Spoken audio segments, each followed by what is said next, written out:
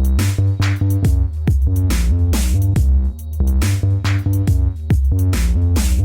guys, welcome back to my channel. Still the same day. I'm still in the same clothes. I don't wear this every day. It's just I've recorded a lot in one day. So I just wanted to ask would you guys be interested in, because I know like the interviews, a lot of you guys have already watched them, but I don't think everybody has. And I don't know if everybody has read the actual written transcripts of them, but like, would you guys want me to read them, or maybe me and Randy discuss some of the interviews? Because right now I'm just kind of going through trying to pick out things maybe that you haven't heard.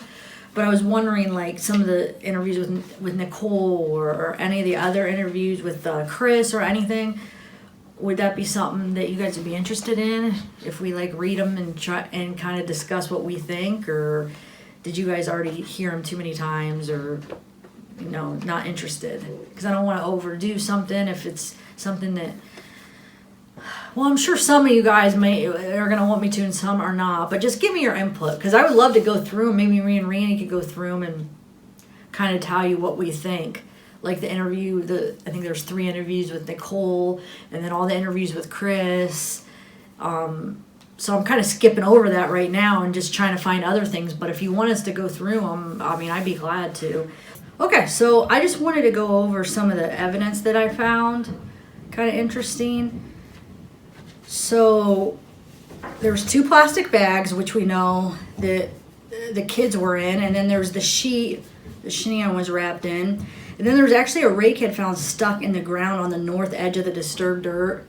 So on the grave, like in the north edge of the grave site where he dug, there was a rake head, and then a rake handle on the east side of the disturbed dirt. So it was like all kind of near each other, right by the grave.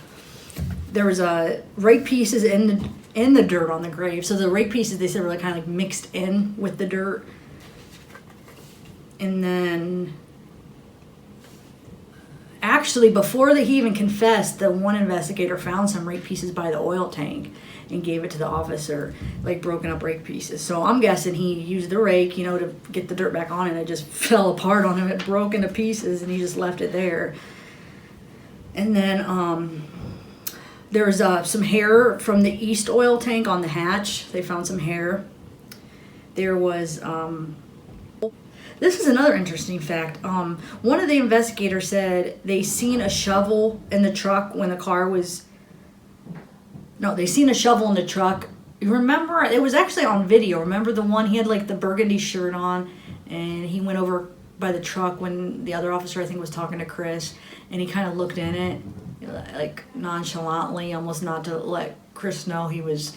Because they didn't want him to get the idea that they were suspecting him, so then he would cooperate and be open and not get a lawyer. They wanted him to feel like not too pressured, like he was a suspect, So he kind of like glanced in, and the shovel that he noticed in the car when he glanced in, he said when they took the truck in after they arrested him, that he asked the people that were getting the truck ready for whatever they do with the truck, and asked him if there was a rake or a shovel, and the guy said no, he didn't see that same shovel. So they said they went, and I mean, this is all in discovery. He said he went back to the house. The investigators went back to the house to look for the shovel to see if he hid it in the garage. They went in the yard. They looked everywhere in the house, and they could not find that shovel.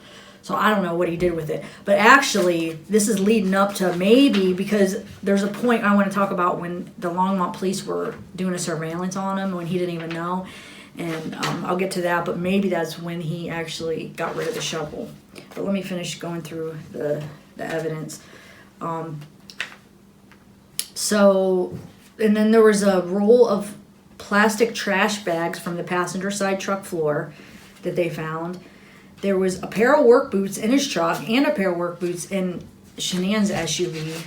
So I don't know why he has all these extra work boots in his car and in that car. Like, I could see, I guess, in the truck, in his work truck, but in her SUV, I don't know why he would need a pair of work boots. But okay, so now I'm gonna get to the part where the Longmont police, they had 3 different officers that were actually doing a surveillance on him where he didn't know, just watching where he went, following him. So on August 14th, there was 3 different Longmont police officers' accounts of the same incident. I'm just going to read one of them because they basically say the same thing, but they were doing surveillance in an unmarked car, so he didn't even know they were watching him, but they wanted to make sure, you know, if he did something that he wasn't getting rid of evidence or, you know, because they already suspected him, you know, obviously everybody did. So at approximately, now this is August 14th, okay? At approximately 18:30 hours, Officer Ownby observed the male suspect, who had been identified as Christopher Lee Watts, exit the garage of the residence in the white Lexus SUV. He exited the driveway eastbound out of sight for a few moments. Surveillance units then observed him stopped at a brown Ford pickup that was identified as Watts' work truck. He was at this vehicle for several minutes with the rear hatch of the Lexus open and the doors of the truck also open. It appeared as though he was moving back and forth between both vehicles. He then departed, but immediately returned to the truck for a few more moments.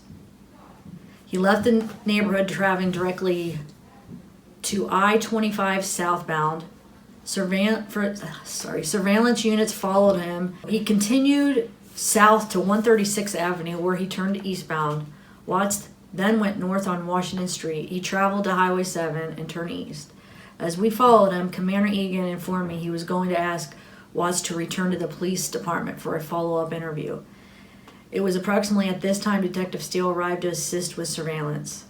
Watts made a U-turn and traveled west block to I-25 northbound. He exited onto Highway 52 eastbound and ultimately stopped at the Frederick Police Department. And then soon after, Detective Schultz arrived to assist with surveillance. And then they say after that interview, that was that one interview, it was actually recorded. It was the day before the lie detector and the day before he confessed. So, and it says after the interview, they followed him, and he was following a blue sedan, which was his friends that he stayed with, and then he went to their house, and he was there the rest of the night. Because remember when he stayed at his friend's house? So I just thought that was kind of interesting because he was getting something. I mean, they said he had the hatch of the Lexus open and both truck doors were open. So I don't know. I just found that kind of. So he had the truck doors open, and then he had the hatch of the SUV open, and then he was going in between, like moving things back and forth, like maybe putting stuff into the truck, putting stuff into the SUV. I'm not sure. Was that when he was getting rid of some evidence, or I don't know. Let me know what you guys think. Obviously, he was moving some stuff around, whatever it was, I don't know.